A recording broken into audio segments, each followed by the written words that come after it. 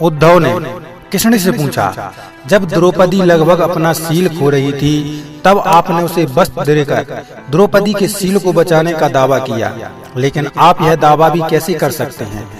उसे एक आदमी घसीटकर भरी सभा में लाता है और इतने सारे लोगों के सामने निर्वस्त्र करने के लिए छोड़ देता है।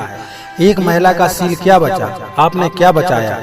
अगर आपने संकट के समय में अपनों की मदद नहीं की तो आपको आपद बांधव कैसे कहा जा सकता है? बताइए, आपने संकट के समय में मदद नहीं की तो क्या फायदा? क्या यही धर्म है?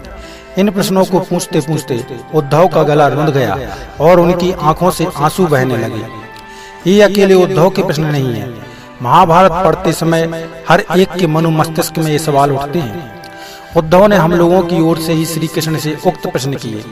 भगवान श्री कृष्ण मुस्कुराते हुए बोले, प्रिय उद्धव, यह सृष्टि का नियम है कि विवेकवान ही जीतता है। उस समय दुर्योधन के पास विवेक था, धर्मराज के पास नहीं।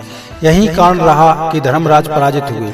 उद्धव को हैरान परेशान देखकर कृष्ण आगे बोले, दुर्योधन के पास जुआ खेलने के लिए पैसा और धन तो बहुत था, लेकिन उसे 500 का खेल खेलना नहीं आता था, इसलिए उसने अपने मामा शकुनी का दूत क्रीड़ा के लिए उपयोग किया। यही विवेक है। धर्मराज भी इसी प्रकार सोच सकते थे और अपने चचेरे भाई से पेशकश कर सकते थे कि उनकी तरफ से मैं खेलूंगा। जरा विचार करो कि अगर शकुनी और मैं खेलता तो कौन जीतता? पांसे के अंक उसके अनुसार आते या मेरे अनुसार? चलो इस बात को जाने दो, उन्होंने मुझे खेल में शामिल नहीं किया, इस बात के लिए उन्हें माफ किया जा सकता है, लेकिन उन्होंने विवेक शून्यता से एक और बड़ी गलती की, और वह यह, उन्होंने मुझसे प्रार्थना की कि मैं तब तक सभा कक्ष में न आऊं जब तक कि मुझे बुलाया न जाए, क्योंकि वे अपने दुर्भाग्य से खेल मुझसे छुपकर खेलना चाहते थे। वे नहीं चाहते थे मुझे मालूम पड़े कि वे जुआ खेल रहे हैं। इस प्रकार उन्होंने मुझे अपनी प्रार्थना से बांध दिया। मुझे सभा कक्ष में आने की अनुमति नहीं थी। इसके बाद भी मैं कक्ष के बाहर इंतजार कर रहा था कि कब कोई मुझे बुलाता है। भीम, अर्जुन, नकुल और सहदेव सब मुझे भूल गए, बस अपने भाग्य और दुर्योधन को कोसते रहे। अपने भाई के आदेश पर जब दुशासन द्रौपदी को बाल पकड़कर घसीटता हुआ सभा कक्ष में लाया, द्रौपदी अपनी सामर्थ्य के अनुसार जूझती रही, तब भी उसने मुझे नहीं पुकारा। उसकी बुद्धि तब जागृत हुई जब दुशासन ने उसे निर्वस्त्र करना प्रारंभ किया। जब उसने स्वयं पर निर्भरता छोड़कर हरि हरि अभयम कृष्णा अभयम की गुहार लगाई, तब मुझे उसके शील की रक्षा का अवसर मिला। जैसे ही मुझे पुकारा गया, मैं अविलंब पहुंच गया। अब इस स्थिति में मेरी गलती बताओ।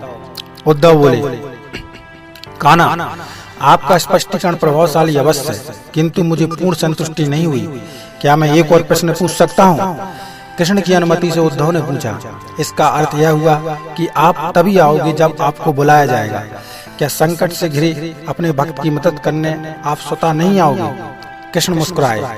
उद्धव, इस सृष्टि में हर एक का जीवन उसके स्वयं के कर्म फल के आधार पर संचालित होता है। ना तो मैं इसे चलाता हूँ और ना ही इसमें कोई हस्तक्षेप करता हूँ। मैं केवल एक साक्षी हूँ। मैं सदैव तुम्हारे नजदीक रहकर जो हो रहा है उसे देखता हूँ। यही ईश्वर का धर्म है।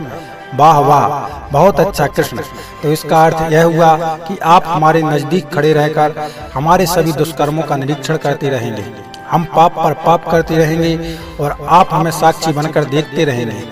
आप क्या चाहते हैं कि हम भूल करते रहें, पाप की गठरी बांधते रहें और उसका फल भुगतते रहें? बुलाना देते हुए उद्धव ने पूछा। तब कृष्ण बोले, उद्धव, तुम शब्दों के गहरे अर्थ को समझो। जब तुम समझकर अनुभव कर लोगे कि मैं तुम्हारे नजदीक साक्षी के रूप में हर पल हूँ, तो क्या तुम कुछ भी गलत या बुरा कर सकोगे? तुम निश्चित रूप से कुछ भी बुरा नहीं कर सकोगे। जब तुम यह भूल जाते हो और यह समझने लगते हो कि मुझसे छुपकर कुछ भी कर सकते हो, तभी तुम मुसीबत में फंसते हो। तो दोस्तों, आप लोगों के लिए यह प्रसंग कैसा लगा हमें कमेंट बॉक्स में जरूर बताएं। अगर अच्छा लगा हो तो वीडियो को लाइक और शेयर जरूर करें और हमारे YouTube चैनल को जल्दी से सब्सक्राइब कर लें। बहुत बहुत धन्यवाद।